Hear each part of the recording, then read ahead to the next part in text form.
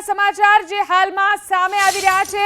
રંજનબેન ભટ્ટની ઉમેદવારી પર કોંગ્રેસે સવાલ ઉઠાવ્યો છે। રંજનબેન ભટ્ટની ઉમેદવારી પર સવાલ। વડોદરા શહેર કોંગ્રેસ પ્રમુખે પ્રધાનમંત્રીને આ મુદ્દે પત્ર લખ્યો છે। રંજનબેન ભટ્ટની ઉમેદવારી પર સવાલ ઉઠાવવામાં આવી રહ્યો છે। કોંગ્રેસે ઉઠાવ્યો છે સવાલ।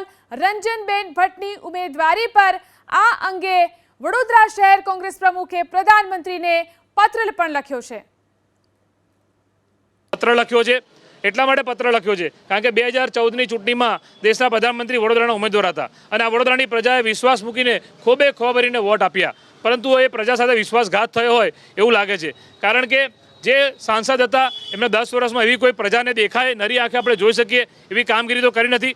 જે આંતરરાષ્ટ્રીય એરપોર્ટની પેલું કહેવાય ને કે નામ બડે ઓર દર્શન છોટે, મોટી મોટી વાતો કરી પણ ડોમેસ્ટિક ફ્લાઇટ ઓછી થઈ ગઈ છે અને આંતરરાષ્ટ્રીય એરપોર્ટ તો બનવા ક્યારે બનશે તો આપણને ખબર પણ નથી, પરંતુ આ લોકો મુંગેરીલાલના હસીન સપનાઓ બતાવે છે પછી પ્રજાના કામ કરતા નથી। પરંતુ ખાસ કરીને પત્રમાં મેં ઉલ્લેખ કર્યો છે કે રાજ્યના મુખ્યમંત્રી હમણાં આવ્યા 4 અઠવાડિયા પહેલાં, ગુજરાતના મુખ્યમંત્રીએ એવું કીધું કે વડોદરાનો વિકાસ કેમ ના થયો। એમના પ્રદેશ અધ્યક્ષ આવ્યા 4 દિવસ પહેલાં એમના ભાજપના કાર્યાલયના ઉદ્ઘાટનમાં, ત્યારે પણ તમે જુઓ કે ગામના સરપંચે સવાલ ઉઠાયા કે સાહેબ ભાજપનું કાર્યાલય તો બન્યું પણ સરકારી શાળાઓ ક્યારે બનશે। ત્યારે ખરેખર જે વિકાસ થયો નથી અને વિકાસ માત્ર ભાજપના નેતાઓનો થયો એવું લાગે છે।